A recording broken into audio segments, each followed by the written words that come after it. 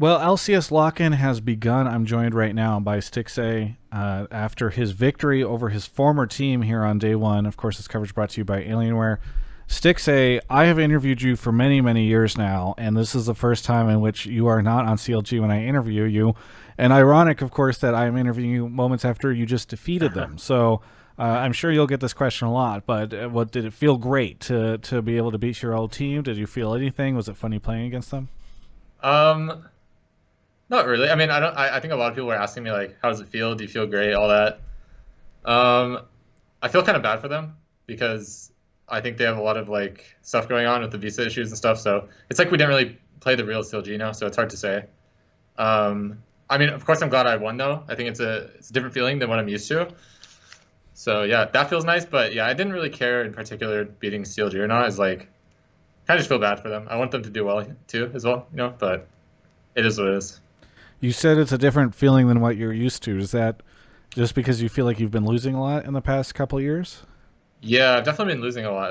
That's like a way to put it well. But yeah, I mean, I think Golden Guardians is doing a pretty good job so far. So I'm feeling hopeful for the future. I'll say that. How have I mean the age old question? How have scrims been going? Uh, I think people are probably generally surprised with us in scrims. People just say we're like 10th place. We have a lot of rookies on the team, but I'm pretty generally impressed with like how much my teammates know already. I wasn't expecting too much going in, and I thought we would have like a big learning curve going in. But honestly, everyone here is like really mechanically good as well as smart about the game. So yeah, it's nice to work with for sure. So yeah, I was gonna say where do you see any deficiencies in the team? Like where does the team need to learn? Because you say like they're really smart about the game, they're really mechanically good. Obviously, you've been playing for a long time. You've played with different rosters. So where do you see the issues? Where will the gaps be for this team? I think the main gaps just come from having like experience on stage to make calls that are hard to make, kind of like the game deciders or the ones you have to make in a split second. That's going to be a bit difficult. I think in scrims it's a lot looser and you can kind of just, if it fails, whatever, you lost a scrim. But on stage, you don't want to be the reason that your team lost. So it can be really hard to make those split decision calls that are like have a lot of pressure on them. Yeah. And I think that kind of just happens by playing more on stage. So hopefully this LCS lock-in tournament will be enough going to the actual split. Well, and so how do you think you will do against some of these top teams? And I mean no disrespect to you, but it's like I can understand where some people are when they're placing you guys towards the bottom of the power rankings, because when you see like Perks and Sword Art and Jetson, a lot of legendary players, and then you look at the Golden Guardians lineup, you guys have a lot of names that probably a lot of LCS fans maybe not haven't even heard of before. So, what are your personal expectations? Because I'm guessing they are not like we're going to come in and we're going to be the best team week one. Yeah, I mean, I think it's definitely fair that people rate us low. I mean, like I said, we're like a rookie team, and for the most part, people will say the players are undeveloped. So I think it's really fair that people rate us low. But I don't know. I think everyone has like a good head on their shoulders on this team, and we're kind of just going in not expecting to win everything. We're not going in being like, yeah, we're going to smash the LCS because that's kind of crazy. We're just going in, just being like, yo guys, just play your best, and we'll see how far we get. Well, that was a question that was interesting to me as I was watching that game. It was kind of like, okay, how important is this game, for instance, against CLG? Like, because on one hand, you guys are a development roster, and I assume and hope for your sake that like a loss is not going to feel terrible whenever you guys are playing, especially in the first half of this year, and you're still learning. On the other hand, it's like if you can't beat a team like CLG where they've got like the subs in and all that stuff, that's really tough. So, going into that, what were kind of your hopes? Like, how bad would it have felt to have lost, or would you be like, we learned some stuff? I mean, of course, it's going to feel bad to lose, especially like to my former team. But I think, for everyone else, I think everyone was a bit nervous going to the first game. I think pretty sure it's my first LCS game for some of my teammates, like 3 of them or 4 of them. Actually, I guess everyone except me. I don't know why I said 4. But yeah, I mean, it's not super bad. I think the main thing is just getting everyone experience so that they feel more comfortable to play, and just learning what we can from the games. It's gonna feel bad to lose like normal, but we're just taking what we can get from it. Your role in this team, do you feel like you're Mr. Captain, Mr. I got to teach everybody and bring everyone together? Or does it not feel that way?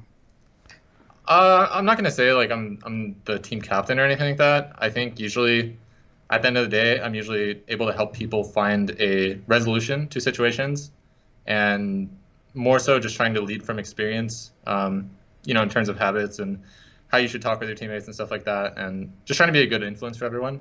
But I wouldn't say I'm the captain just directing everyone to do everything. Yeah. It's not really my personality. So You mentioned the tough times on CLG. Is it nice to be on Golden Guardians now? Because like, does it feel so different? You're like, okay, well, a loss here isn't that bad because we're still learning. I yeah, just assume this is a bit of a fresh start for you. yeah, it is a fresh start. I think coming to Golden Guardians has been like an eye opener for me, just in terms of how the team is ran. I think our entire coaching staff is just a bunch of really chill people. And I think the difference is I don't feel so much pressure playing, and I'm sure that's also because of the expectations for us are a lot lower.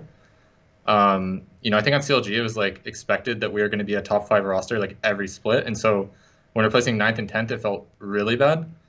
And now people don't expect us to do that well, and it's like, I mean, we're just going to try our best and see how it goes. But yeah, it's just been an eye opener. It's been a lot less stress for me, and it's been really enjoyable. To say that. People have hailed players, coaches like Anero and the Golden Guardians folks for being able to develop talent Mhm. and sort of build folks up. Is that something that you felt since you got there? I mean, what obviously, so many people have expectations or understandings of what a coach is, and then like you never really know, as a spectator or somebody watching from behind the scenes. So, what has that coaching been like for you at Golden Guardians? How have you seen them, and how much do they match kind of the expectations of the audience? Um, I think Anero has actually been like one of the biggest surprises for me coming to Golden Guardians because I didn't. And I'm not to say I didn't expect much, but I wasn't really sure what to expect from a coach. I've been through a couple different coaches, and they all had very different styles. But I think Nero is able to really bring like a calm feeling to the team. And, like I'll just say, for example, like on CLG last year, if I had a random death in a scrim, we'd go to that point and be like, you died here, And it's like, okay. And then I go to Golden Guardians, and it's like we're not covering these small things that are just going to kind of trigger everyone. It's like we're just covering general points, teaching concepts to people. I think that's a lot more retainable and a lot more helpful, especially for the newer players. So I'll just say the dynamic that he does it in is just really helpful and makes the environment feel very nice all the time. So I know a lot of fans would hear that and they would say, "Okay, it's great, but if he's not pointing out the times in which you're dying and like making you think about that, do you ever get to a point where you stop dying in those situations?" So I'm kind of, is that something that you guys Yeah. follow up on later, or how do you address it? Yeah, I think it's really important when you have that kind of style that, the players themselves are very critical of their own mistakes. And I think most LCS players are going to be very critical of themselves anyways. So usually when you tell someone like that or something like that, it's something they already knew, right? Um, at least for now, I think in the beginning of the season, it's fine to do the way that we're doing it. Maybe as the season goes on and all the concepts are kind of down and people are doing the same patterns every game, and it comes down to those individual mistakes that you're making that are really changing the game, then it becomes a bit more important. But I think right now we have a really loose team environment where people can kind of go up to other people and be like, yo, you kind of inted here, And it's like, it's not a big deal. No one gets mad. No one's too defensive or anything like that. So Yeah, it almost feels like you have an opportunity with this team and Anero and the team as a whole to kind of build a team from the ground floor up. It's kind of neat to have that where you almost are. Obviously, a lot of you have different starting points in terms of your experience, but it almost feels like you're all, you can kind of set the tone for this considering it's a roster that's never played together. Is that exciting to you? Do you feel that? Am I wrong in interpreting that that's maybe what it feels like? no, I think it's a good way to put it. I don't know. For me, it's just like I said, it's like an eye-opening experience, just like a fresh start for me. I can come in. There's no preconceived notions about me. It's just, oh, we have this guy. He seems pretty good, and so I just try to lead by example. Play well every day. Just be consistent with what I'm doing every day, and try to keep everyone in a good mood. And I think people can respect that a lot, and hopefully it transfers into our play. What is landing with newbie like? Is he a very excitable guy, very energetic, a lot of energy, or is he like very calm, thoughtful? I mean, he's new to the LCS, so Mhm. curious what. I think he's very shy kind of guy. He's really quiet, so I try to get him to talk a lot, but we're working on it. But he's a really cool guy. It's just learning new matchups and stuff like that, and trying to get on the same page about what we should be doing in certain matchups. Yeah. And we seem to be generally on the same page. So I just interviewed him and I found out that he has a pet, and yeah, is that a concern for you at all? The fact that he has this animal at his home, perhaps distracting him, being an issue for him. no, I think pets are pretty therapeutic. I have pets myself. I mean, yeah, So but you have dogs, right? yeah, I have one dog. Okay. And he doesn't have a dog. He has a different type of pet. So I'm just curious if you think that that's an issue at all. No, I mean depends on the animal, right? Yeah. He has a cat. His name is Ramon. Yes. He's a very cute cat, but yeah, I mean it just depends. If your cat's meowing, keeping you up late at night, then that can be an issue. But hopefully Exactly. Ramon's being a good kitty. Okay. Well, very good. Well, either way, is there anything that you want to say to any of the fans out there, especially now that you're on a new team? Yeah, just thank you guys for following me in my journey. Hopefully you guys can support Golden Guardians, and I think we're doing our best, and I think we will, set some different expectations than what people expected of us. So yeah, hope you can keep following us.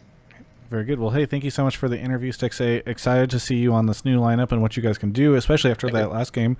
For everyone else, you can check out the rest of my coverage of all things LCS right here on my YouTube channel. What is up, everybody? It's your boy, Travis Gafford here, interviewer extraordinaire. I'm going on 10 years of doing this job, and I'm starting to lose my mind a little bit.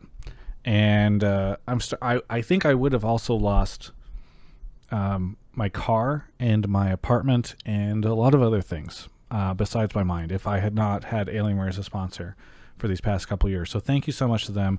Go check out their new stuff, alienware.com/Travis.